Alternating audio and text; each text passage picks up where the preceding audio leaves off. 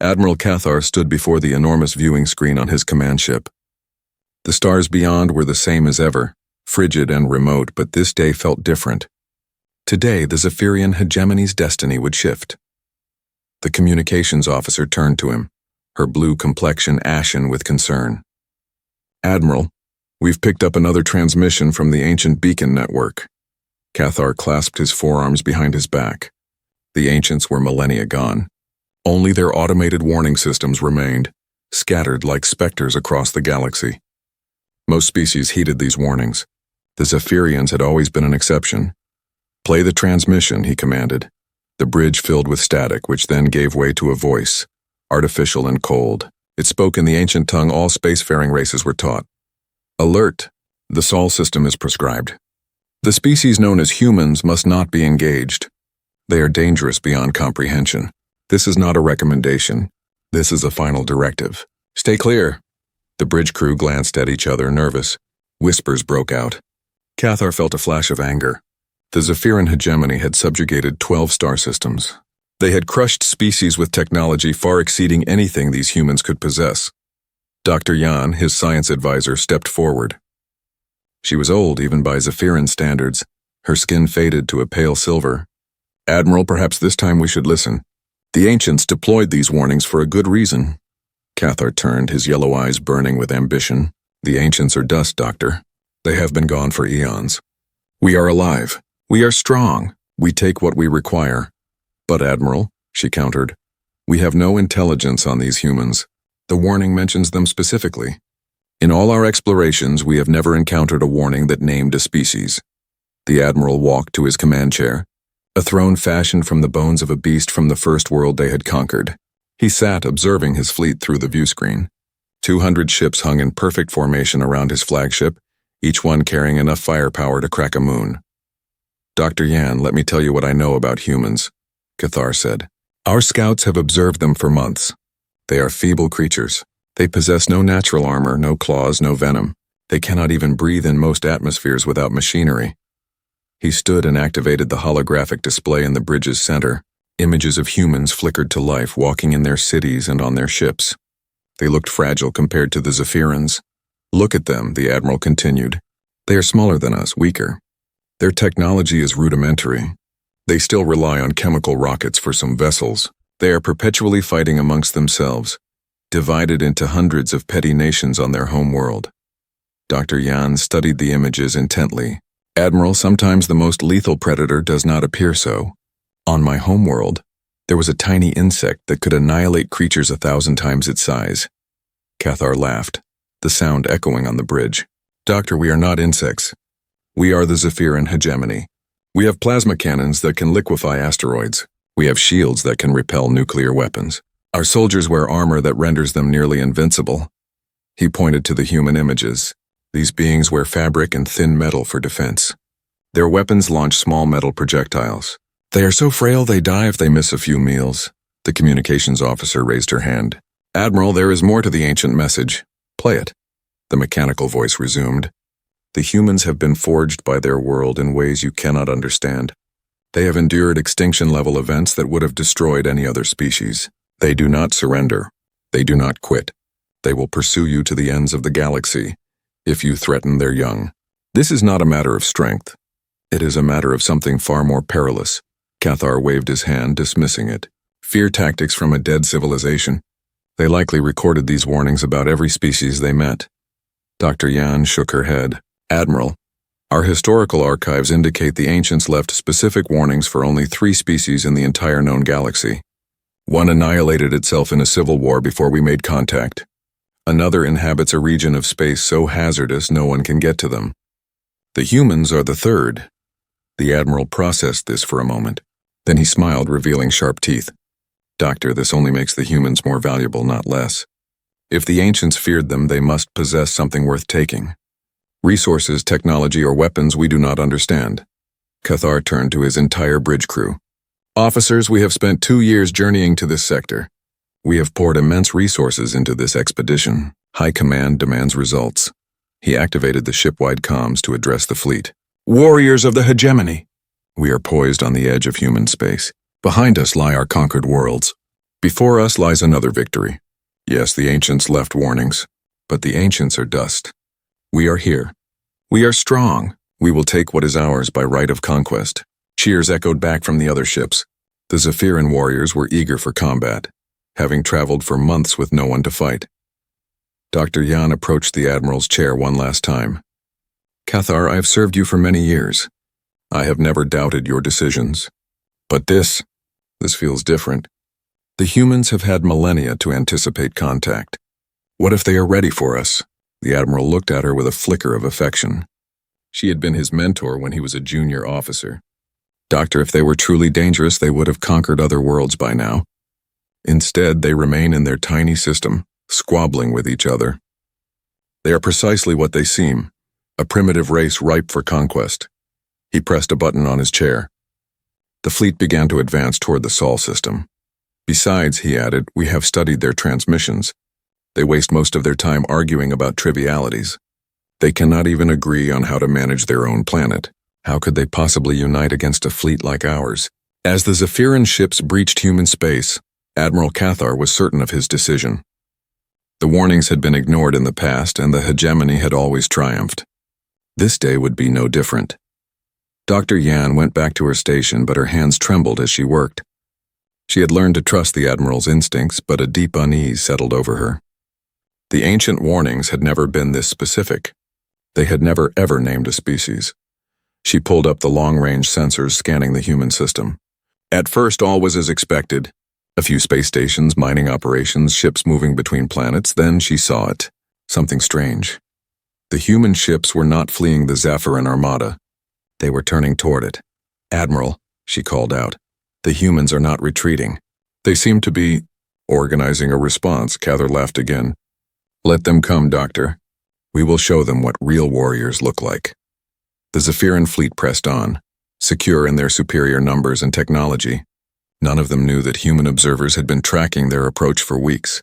None of them realized that their every maneuver was being recorded and analyzed. As they plunged deeper into the Sol system, Admiral Cathar daydreamed of the victory celebration. He would be immortalized as the conqueror of Earth.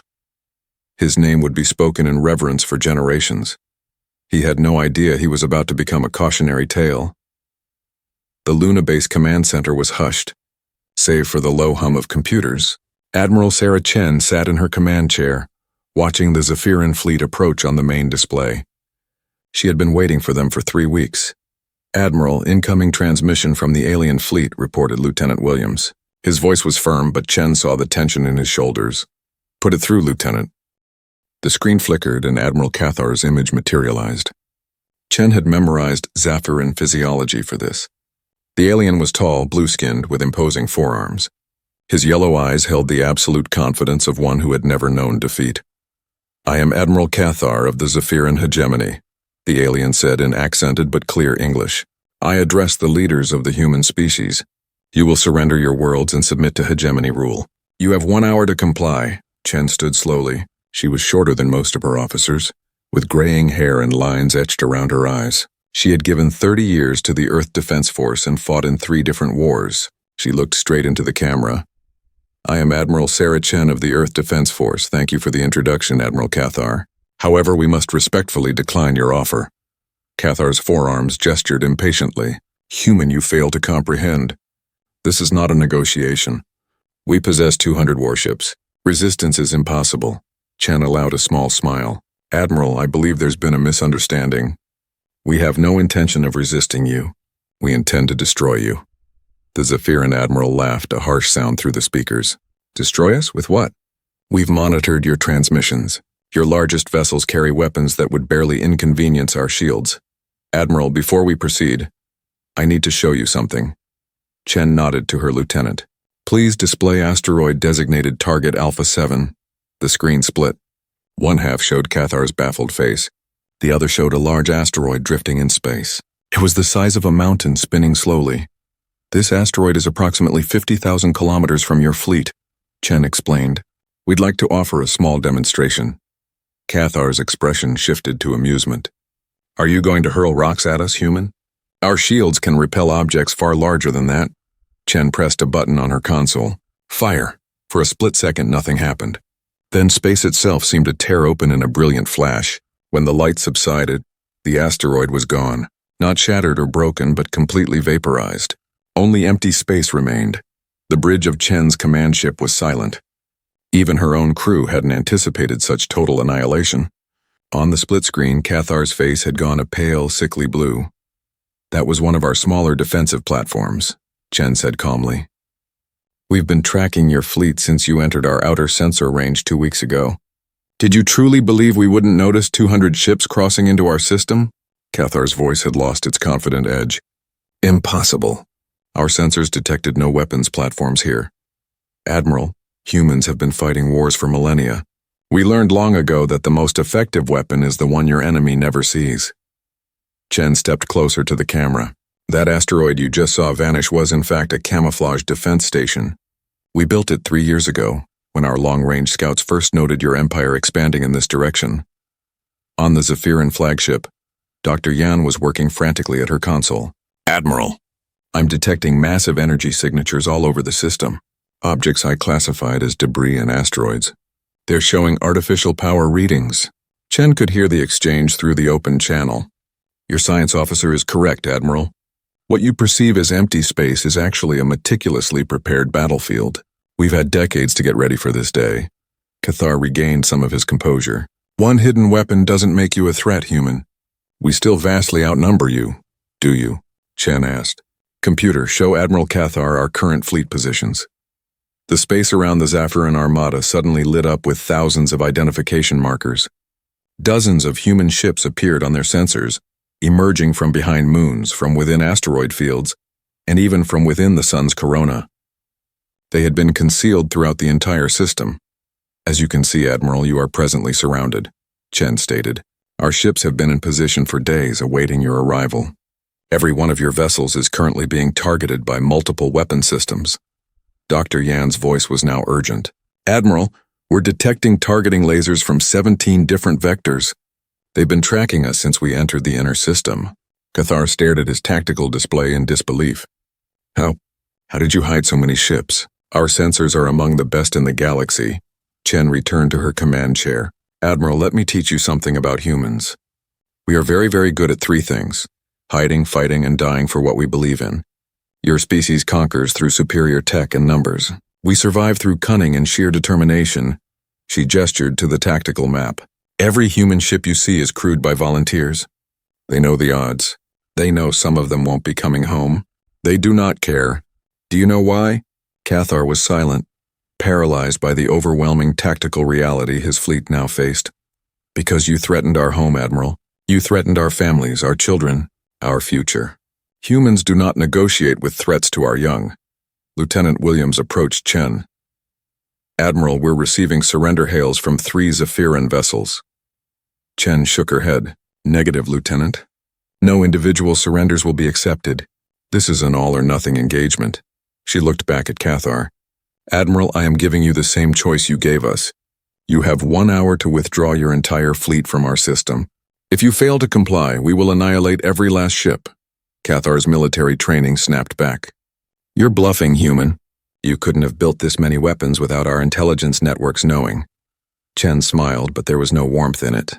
"Admiral, your intelligence networks have been compromised for months. Every piece of data you have on human capabilities was hand-fed to you by our intelligence services.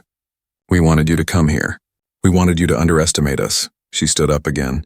"You see, Admiral, we learned something crucial from studying your empire.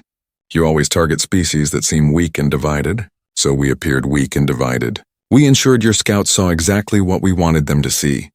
Dr. Yan's voice was barely a whisper.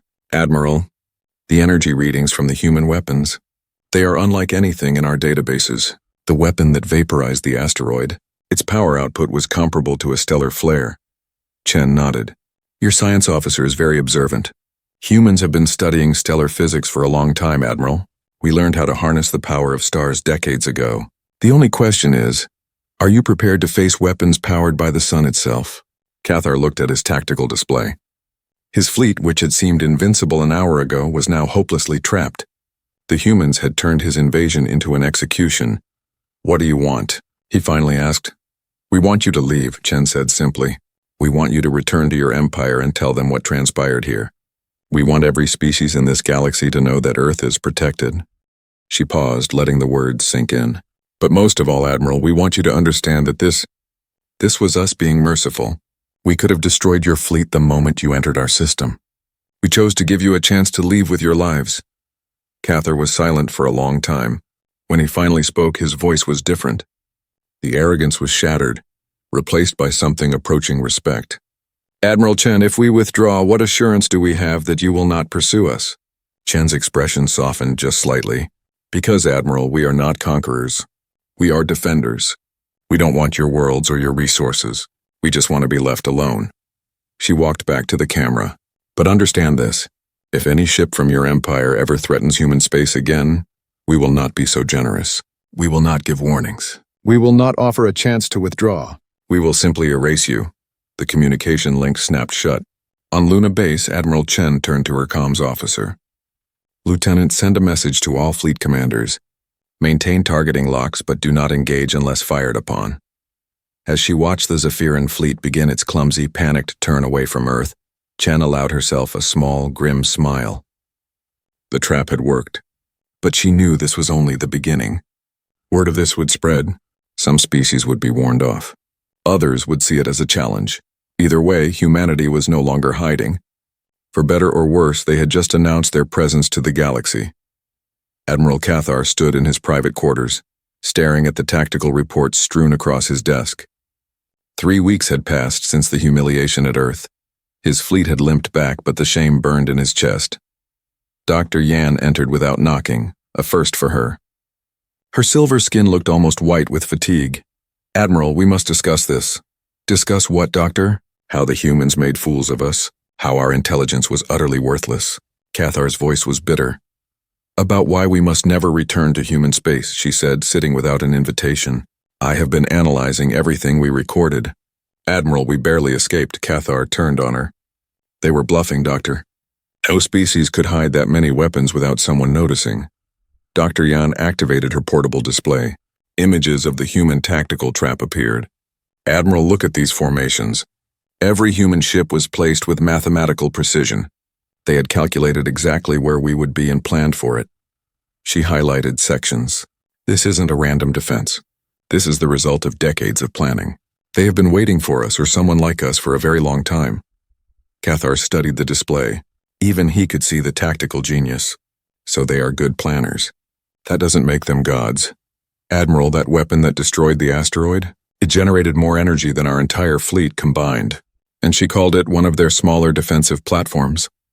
Dr. Yan's voice was steady, but her hands shook. "I ran the calculation 17 times.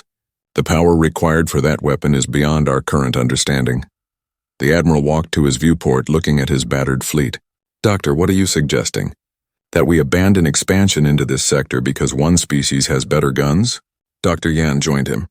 "Admiral, I am suggesting we finally listen to the ancient warnings. The humans are not just another race to be conquered. They are something else." She activated another display showing intercepted human communications. "I've been analyzing their culture. Admiral, these creatures have been in a state of continuous warfare for their entire recorded history. Not just wars between nations, but wars that threatened their very extinction." Cathar frowned. "Many species have warlike histories. Not like this," Dr. Yan insisted. "Most species fight until a victor is declared or resources are exhausted. Humans fight until the threat is completely and utterly eliminated. They have a concept they call total war, where entire civilian populations become military targets." She showed him images from human historical archives. Cities in ruins, continents ablaze, weapons capable of ending all life on their planet. "Admiral, they developed weapons that could destroy their own world, and then they built thousands of them. They aimed these weapons at each other for decades, prepared to commit species suicide rather than let an enemy win." Cathar studied the images, a growing unease in his gut. "This is just history, Doctor.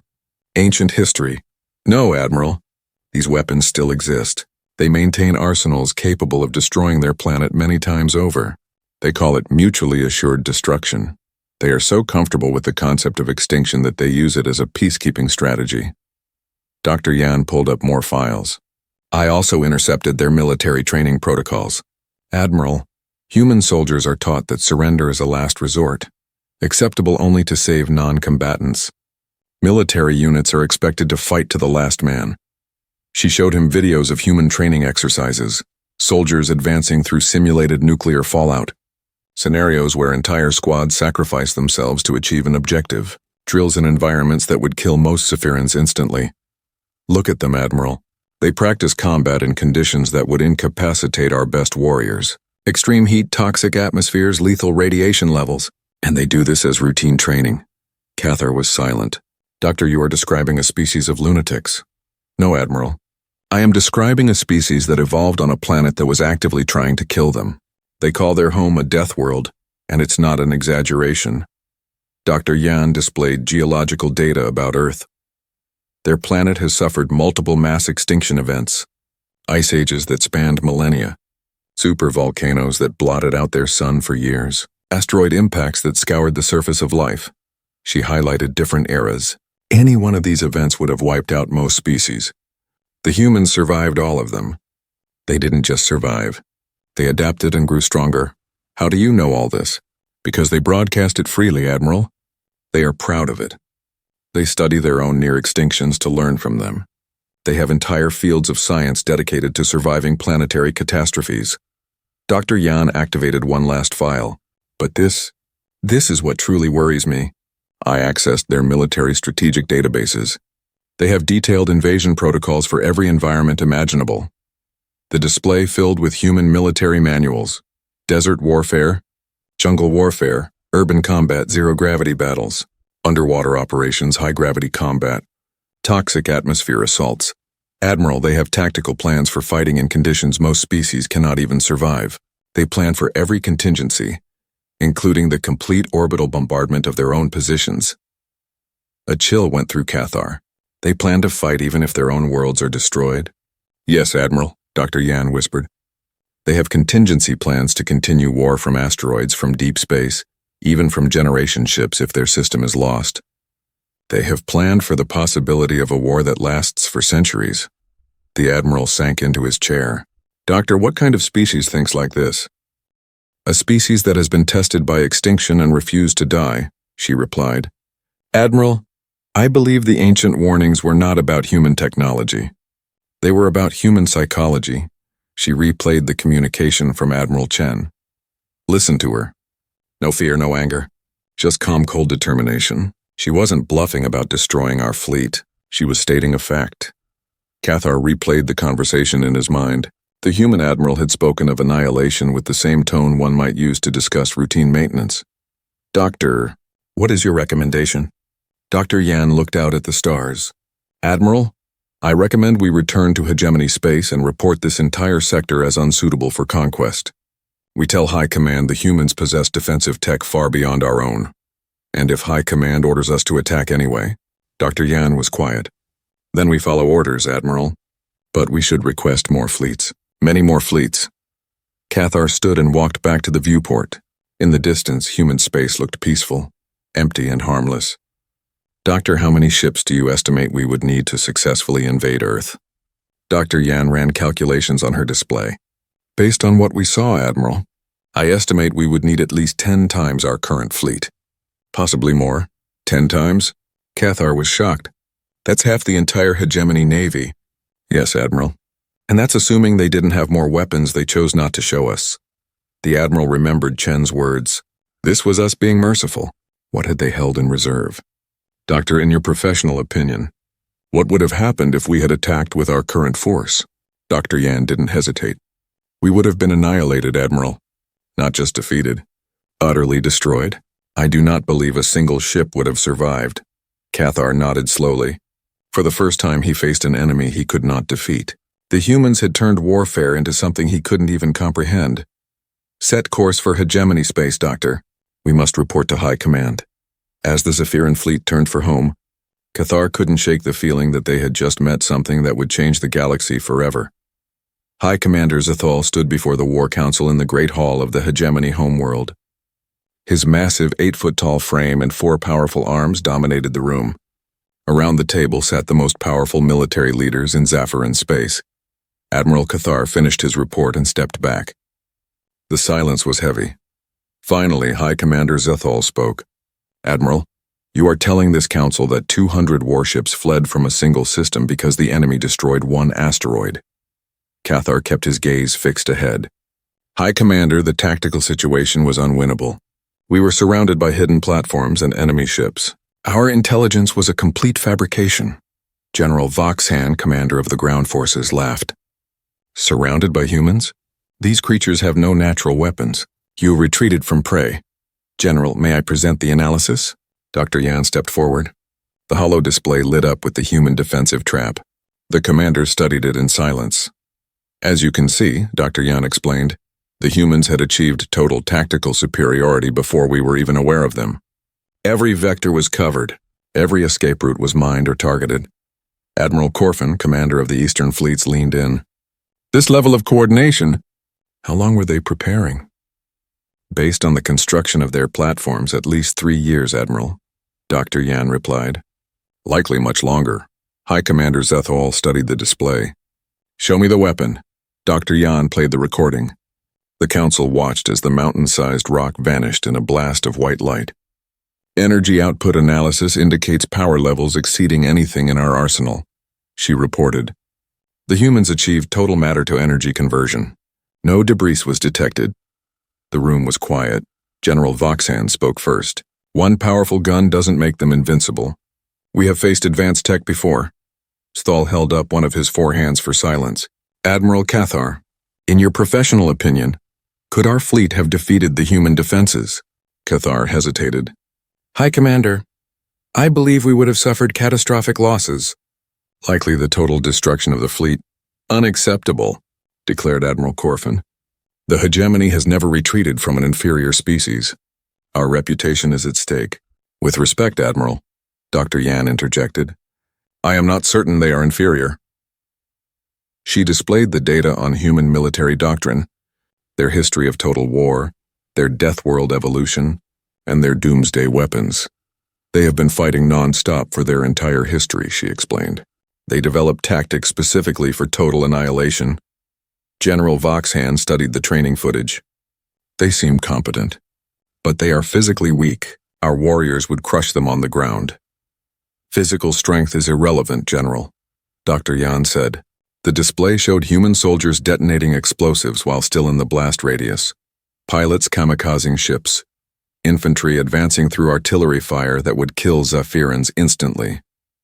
They routinely sacrifice their own lives to achieve objectives. This is not desperation. This is standard doctrine. High Commander Zethal leaned forward. You are saying they prefer death to retreat? I am saying they do not distinguish between acceptable losses and total losses as we do, she replied. They calculate objectives based on strategic value, not survival. Admiral Corfin scoffed. Suicidal behavior is a sign of primitive reasoning. It makes them predictable. No, Admiral, Dr. Yan said, displaying records of ancient human battles where small forces fought to the last man to buy time. They don't fight to win. They fight to ensure their enemy loses. There is a critical difference. High Commander Zethal rose and walked to the large view screen of the home world. Dr. Yan, your assessment of human psychology? High Commander, I believe they are what their planet made them. They evolved by surviving the impossible. They learned to survive any condition, fight in any environment, and never ever give up. She displayed the population data. They control one system, but they have over 7 billion individuals. A stunned silence. The entire Zephyran hegemony numbered less than half that. 7 billion. Warriors? General Voxhan asked quietly. Potentially, Dr. Yan confirmed. Their history shows total mobilization during existential threats. Men, women, children, all contribute to the war effort. High Commander Zethal returned to his chair. Show me more of their weapons. Dr. Yan displayed the nuclear, chemical, and biological arsenals. High Commander, they have weapons designed to end all life on a planet, including their own. They call them doomsday devices and they keep them active. Admiral Cathar spoke. High Commander, the human admiral told me they were being merciful. I believe they could have destroyed us before we even knew they were there. Then why didn't they? Asked General Voxhan. I believe they wanted to send a message, Dr. Yan said. They wanted us to return and warn others. High Commander Zethal was silent for a long time. Council, I have a difficult choice. We can attack the humans with overwhelming force, but the cost will be staggering. Or we can accept that some parts of the galaxy are not worth the price of conquest. High Commander, Admiral Corfin protested. If we back down, others will see weakness. Our empire will be threatened. Admiral, if we attack and lose half our navy, our empire will definitely be threatened, Zethal countered. He turned to Dr. Yan. Doctor, what if we simply leave them alone? Based on their patterns, they will likely ignore us unless we pose a direct threat, she said. They appear to be primarily defensive. Defensive. Voxen slammed his fist on the table. They have planet-killing weapons. Yes, General, Dr. Yan said. But they have had them for decades and have never used them for conquest. They could have expanded long ago. They chose not to. High Commander Zethal made his decision. Admiral Cathar, you will take a fleet of 1,000 ships to human space. You will demonstrate hegemony strength and demand their surrender. Cathar's blood ran cold. High Commander, I respectfully request more support. Dr. Yan's analysis suggests, Admiral, you have your orders. We cannot allow one species to dictate terms to the hegemony. As the council dispersed, Dr. Yan approached Cathar. Admiral, I will prepare the tactical analyses. But I must warn you, I do not believe 1,000 ships will be enough. Cathar looked out at the stars. Doctor, I do not believe 10,000 ships would be enough. But orders are orders. 2 weeks later, the largest fleet in hegemony history, carrying over 1 million Zephyran warriors, departed for human space. Admiral Sarah Chen stood in the war room deep beneath Luna Base. Holographic displays showed the Zephyran Armada, 1,000 ships, a perfect glittering formation advancing steadily toward Earth. Admiral, long-range scans confirm fleet composition, reported Captain Martinez. Heavy battleships, carriers, and planetary bombardment platforms. Chen was calm. The atmosphere in the room was tense but controlled. Captain, activate Protocol 7, Chen ordered. Martinez hesitated. Ma'am, are you sure? Protocol 7 has never been tested in a live-fire scenario. Captain, we are facing an extinction-level threat. This is precisely what Protocol 7 was designed for. Throughout human space, hidden installations powered up. Platforms disguised as asteroids shed their camouflage. Manufacturing facilities buried deep inside moons began producing war material at an impossible rate. On Mars, General Thompson received the order in his underground command bunker. All units, this is not a drill. I repeat, this is not a drill. Protocol 7 is active. The surface of Mars began to transform. What looked like mining outposts revealed themselves as weapons emplacements. Massive railguns emerged from the ice caps. Silos opened, revealing interplanetary missiles. In the asteroid belt, Mining Station Gamma 7 dropped its disguise. It had never been a mining station. It was a fully automated weapons factory, churning out antimatter warheads and kinetic projectiles. Admiral Cathar watched this unfold with a growing sense of dread. Dr. Yan was frantic at her station. Admiral, energy readings across the human system are spiking off the charts. Structures we registered as civilian are showing military-grade power signatures. Cathar stared at his tactical display. The humans had concealed an entire military-industrial complex throughout their system. Every planet, every moon, every major asteroid was now a fortress. How? He whispered. Our intelligence showed a peaceful system. Admiral, Dr. Yan said, I believe every piece of data we ever gathered on them was a deliberate fabrication. They've been preparing for this for decades. On Earth, President Williams addressed the globe. Citizens of Earth, we face an invasion, but we are not the same species that struggled to reach for the stars. We are ready. Around the planet, hidden defenses revealed themselves. Orbital platforms rose from the oceans. Mountain ranges slid open, revealing massive energy cannons. The Zephyran fleet advanced, but Cathar saw his advantage vanishing. The humans weren't just defending. They were turning their entire solar system into a kill box. Admiral, incoming communication from the human admiral. His officer reported. Chen's image appeared. Behind her, Cathar saw a bustling command center, coordinating thousands of defensive installations. Admiral Cathar. Welcome back, Chen said. I see you brought friends. Admiral Chen. Surrender now or face the full might of the hegemony. Cathar replied, though his voice wavered. Chen smiled, a cold, sharp expression. Admiral, I need to show you something before you commit to this. The display changed, showing the space around the Zephyran fleet. Suddenly, thousands of new contacts appeared. Human ships emerged from everywhere. You are currently outnumbered 3-1, Admiral, Chen explained calmly. But that's not what I wanted to show you. The display changed again, showing the view from Cathar's own ship. The space around them was saturated with targeting lasers. You are currently being targeted by over 10,000 individual weapon systems, Chen said. Each is capable of destroying one of your ships. Many are capable of destroying your entire fleet. Dr. Yan's voice was a terrified whisper. Admiral, the power readings. Some of these weapons are outputting energy equivalent to a small star. Chen continued. Admiral Cathar, I offered you mercy once. You returned with an army. This time, there will be no mercy. Cathar felt his authority collapsing as fear rippled through his fleet. Admiral Chen, surely we can negotiate. No, Chen said flatly. You came here to conquer and enslave. We do not negotiate with slavers. She paused. However, I will offer one final choice. You can surrender your entire fleet unconditionally, or you can be erased. Surrender? Cathar couldn't comprehend the word. The hegemony had never surrendered. Yes, Admiral. Complete and unconditional surrender. Your ships will be disarmed, your crews processed as prisoners of war. Your empire will be informed that any further aggression will result in total retaliation. Chen leaned forward. Or you can fight. But if you fight, none of you will survive. Your empire will receive only wreckage as a message. Dr. Yan opened a private channel to Cathar. Admiral, our tactical analysis confirms she is not bluffing. The weapons targeting us. They can destroy us all. Cathar looked at his 1,000 ships. They look so small. Admiral Chen, if we surrender, what guarantee do we have that you will honor the terms? Chen's expression softened. Admiral, humans honor agreements. Your crews will be treated humanely according to our rules of war. We have prepared facilities for exactly this contingency. We have been expecting you. They had even planned for his surrender. You have 60 seconds to decide, Admiral, Chen said. Surrender or die. Those are your only options. Cathar thought of High Commander Zathol. He thought of his 1,000,000 warriors.